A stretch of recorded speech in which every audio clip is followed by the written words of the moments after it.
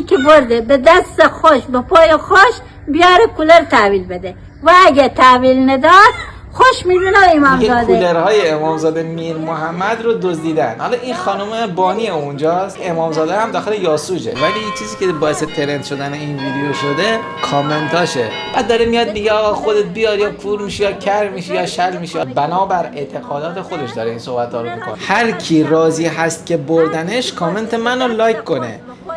17301 نفر لایکش کردن، 87 نفر ریپلایش کردن. ناموسن اونی که این کولرها رو بردی، اگر این کامنت رو میبینی ناموسن قالیارم ببر نوش جونت. 18154 تا لایک خوره. این عمق نفرت مردم ایران از تقدسگرایی و دین رو میرسونه. یه موضوع کاملا جدیه.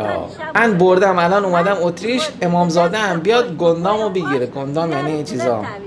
8029 تا لایک خورده. امامزاده ای که نتونه جلوی دوز کولر رو بگیره ولش کن تا بقیه چیزا رو هم ببره. 9611 تا لایک خورده.